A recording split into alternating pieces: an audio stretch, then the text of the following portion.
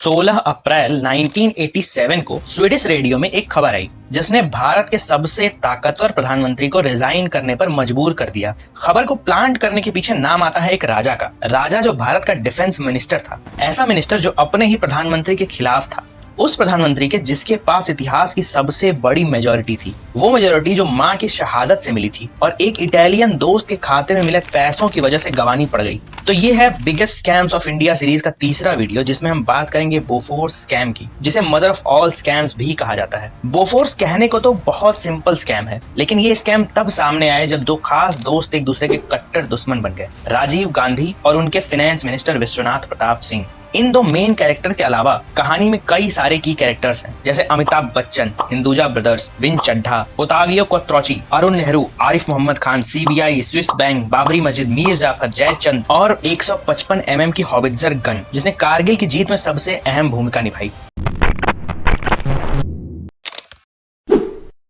तो कहानी शुरू होती है 31 अक्टूबर 1984 को, जब इंदिरा गांधी का असैसिनेशन हुआ, जिसके बाद 40 साल के राजीव देश के सबसे युवा प्रधानमंत्री बने। कैम्ब्रिज में पढ़े और पायलट राजीव की सरकार 2 साल तक सरपट चली। इन 2 सालों में उन्हें लोगों ने कंप्यूटर क्रांति करने वाले और करप्शन के बिल्कुल खिलाफ नेता के तौर पर जाना। वैसे तो अपोजिशन में कई सारे बड़े नेता थे, लेकिन कोई भी उन्हें चुनौती देने की स्थिति में नहीं था। उनके लिए असली चुनौती बने उनके ही finance minister Vishwanath Pratap Singh. VP Singh Prayagraj के पास मांडा के 41वें और अंतिम राजा थे। 1980 से 82 तक वे यूपी के चीफ मिनिस्टर थे और राजीव की गवर्नमेंट में फाइनेंस मिनिस्टर बने थे। एफएम के तौर पर उन्होंने जबरदस्त काम किए। कस्टम रेवेन्यू में 7% और एक्साइज में 12% का इंक्रीज देखने को मिला। टैक्स इवेजन के खिलाफ किए गए उनके कामों और बेदाग करियर की वजह से लोग उन्हें मिस्टर क्लीन कहने लगे।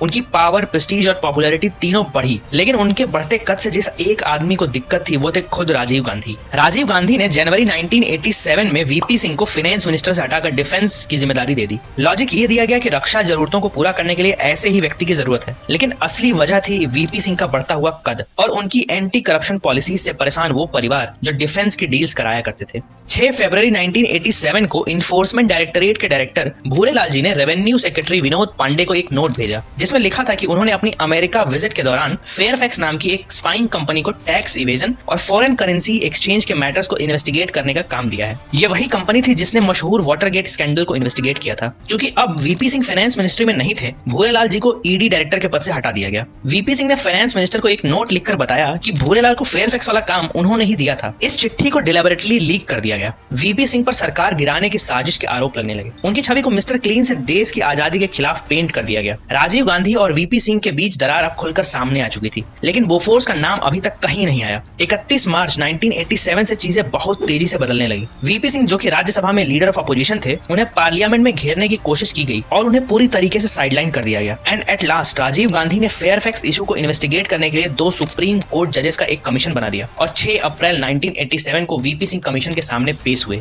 लेकिन अब बारी थी वीपी सिंह की और सिर्फ 10 दिनों में उन्होंने पूरी कहानी को पलट कर रख दिया। 9 अप्रैल 1987 को वीपी सिंह ने एज डिफेंस मिनिस्टर बिना कैबिनेट के अप्रूवल के HDW सबमरीन डील को इन्वेस्टिगेट करने के लिए ऑर्डर्स दे दिए। लेकिन ये सिर्फ एक चाल थी। HDW एक्चुअली एक जर्मनी बेस्ड कंपनी थी जिसे सबमरीन खरीदने की डील हुई थी। वीपी सिंह को इंडियन एम्बेसडर का एक नोट मिला जिसमें लिखा था कि डील्स के लिए इंडियन एजेंट को 7% का कमीशन दिया गया है। वीपी सिंह ने जब प्राइस नेगोशिएट करने की कोशिश की तो यही कमीशन वाली बात फिर सामने आ गई। 9 अप्रैल को जब वीपी सिंह ने इस डील को इन्वेस्टिगेट करने का ऑर्डर दिया तो खलबली मच गई। 10 अप्रैल को राजीव गांधी ने वीपी सिंह को अपने ऑफिस बुलाया। इनके बीच बातचीत क्या हुई ये तो कोई नहीं जानता, लेकिन 12 अप्रैल को वीपी सिंह ने कैबिनेट से रिजाइन कर दिया। लेकिन असली बम फटा 16 अप्रैल 1987 को, बोफोर्स नाम का बम। दिसंबर 1985 से मार्च 1986 के बीच इंडिया तोप खरीदने के लिए फ्रांस की सोफमा और स्वीडन की बोफोर्स के साथ नेगोशिएशन कर रहा था। 24 मार्च 1986 को राजीव गांधी ने बोफोर्स के साथ डील को मंजूरी दे दी। 1437 करोड़ में बोफोर्स की 410 155 mm की हॉवित्जर गन भारत आनी थी। चित्रा सुब्रमण्यम, जो कि जेनेवा में एक इंडियन जर्नलिस्ट थी जिन्होंने इस पूरे स्कैंडल को थोरली इन्वेस्टिगेट किया है, उन्होंने कहा कि बोफोर्स कंपनी की डील्स के बारे में स्वीडन में इन्वेस्टिगेशंस चल रही थी, जिसमें सामने आया कि भारत से हुई डील में भी मिडिलमैन्स को रिश्वत दी गई है। 16 अप्रैल 1987 को स्वीडिश रेडियो ने यही न्यूज ब्रेक की थी। रेडियो के अनुसार बोफोर्स ने $14 मिलियन की रिश्वतें बांटी हैं। ये खबर ब्रेक होते ही भारत में एक भूचाल सा मच गया। उस समय पार्लियामेंट का बजट सेशन चल रहा था। राजीव गांधी ने पार्लियामेंट में किसी भी मिडिलमैन और कमीशन की बात को सिरे से खारिज कर दिया। साथ ही साथ स्वीडन में इंडियन एम्बेसडर बीएम ओझा ने स्वीडिश गवर्नमेंट से रेडियो की रिपोर्ट को खारिज करने की रिक्वेस्ट की, लेकिन स्वीडिश अथॉरिटीज ने कहा क्योंकि एलिगेशंस एक प्राइवेट कंपनी पर लगे हैं तो हमें इन्वेस्टिगेशन करनी चाहिए। लेकिन कुछ दिनों बाद उन्होंने इन्वेस्टिगेट करने से मना कर दिया। कहा जाता है कि 27 अप्रैल 1987 को राजीव गांधी ने स्वीडिश पीएम इंगवार कार्लसन से बात की, जिसकी वजह से इन्वेस्टिगेशंस नहीं हुई। इस बीच भारत में राजीव गांधी और वीपी सिंह के बीच की लड़ाई सड़क पर आ चुकी थी। दिल्ली में हुई एक रैली में राजीव गांधी ने कहा कि देश की आजादी तब छिनी जब जयचंद और मीर जाफर जैसे राजाओं ने देश के साथ गद्दारी की और विदेशियों से हाथ मिला लिया। यहाँ सीधा निशाना मांडा नरेश वीपी सिंह पर था। दूसरे खेमे ने 15 जुलाई 1987 को हरिद्वार में एक बैठक की। इस बैठक में मौजूद राजीव गांधी के चचेरे भाई अरुण नेहरू, आरिफ मोहम्मद खान और विद्याचरण शुक्ल को कांग्रेस ने तुरंत ही निकाल दिया, जिसके विरोध में वीपी सिंह ने अपनी राज्यसभा की मेंबरशिप से रिजाइन कर दिया। फिर उन्हें भी कांग्रेस से निकाल दिया गया। अंतिम निकाले जाने वाले व्यक्ति थे डिफेंस मिनिस्टर अरुण सिंह। उन्होंने राजीव गांधी को एक नोट लिखा जिसमें उन्होंने कहा, स्वीडिश नेशनल ऑडिट ब्यूरो ने क्लैरिफाई किया है कि डील्स में दलालों को कमीशन दिया गया है और ये हमारे नियमों के खिलाफ है, जिसके बारे में स्वीडन की गवर्नमेंट को पहले ही बता दिया गया था और अगर बोफोर्स इन एजेंट्स का नाम नहीं देती तो हमें डील को रद्द कर देना चाहिए। लेकिन राजीव गांधी ने किसी भी इन्वेस्टिगेशन से मना कर दिया। तो 18 जुलाई 1987 को अरुण सिंह ने भी मिनिस्ट्री से रिजाइन कर दिया। इसका नतीजा ये हुआ कि 2 साल पहले तक जो राजीव गांधी कंप्यूटर मैन और मिस्टर क्लीन थे, घोटालों के एलिगेशन से घिर चुके थे। एट लास्ट उन्होंने 30 मेंबर्स की एक ज्वाइंट पार्लियामेंट्री कमेटी बना दी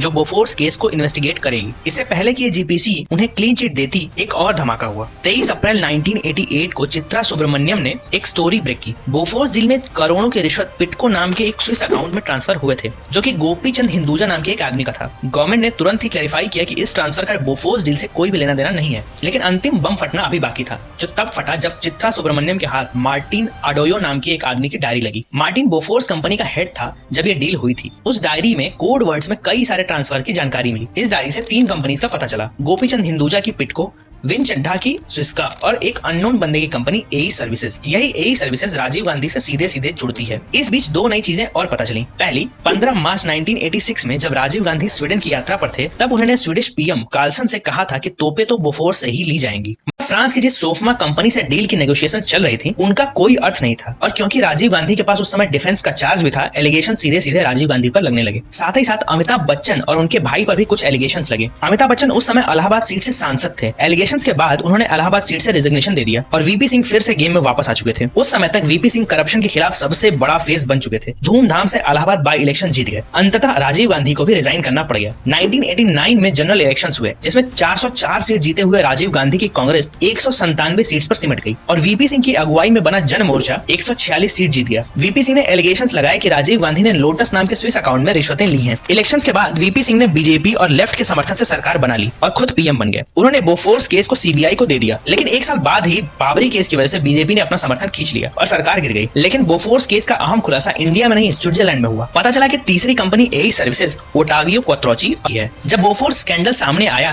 तब तक क्वात्रोची इंडिया में ही था। स्कैम बाहर आने के बाद वो यहाँ से चला गया। ये क्वात्रोची एक इटालियन बिजनेसमैन था जिसे सोनिया गांधी का खास बताया जाता है। लेकिन इंडिया में क्या हुआ? सीबीआई ने 10 साल बाद चार्जशीट दाखिल की, जिसमें Win Chadha, Quattrocchi, SK Bhatnagar, Bofors company और बोफोर्स के हेड मार्टिन अडोयो पर चार्जेस लगाए। राजीव गांधी का नाम भी चार्जशीट में था, लेकिन उनकी हत्या हो चुकी थी, इसलिए उन पर कोई ट्रायल नहीं चला। 2000 में सीबीआई ने सप्लीमेंट्री चार्जशीट दाखिल की, जिसमें श्रीचंद, प्रकाश चंद और गोपीचंद हिंदुजा को भी एक्यूज किया गया। लेकिन इंडिया और justice, that too in corruption of this level, impossible. 2002 में विन चड्ढा और एसके भटनागर की मृत्यु हो गई। 2004 में दिल्ली हाई कोर्ट ने केस को डिसमिस कर दिया। 2005 में हिंदुजा के खिलाफ चल रहे केसेस भी डिसमिस कर दिए गए। एट लास्ट 2011 में सीबीआई ने रिक्वेस्ट की कि बोफोर्स के केस को बंद कर दिया जाए और हाई कोर्ट ने ये रिक्वेस्ट मान ली।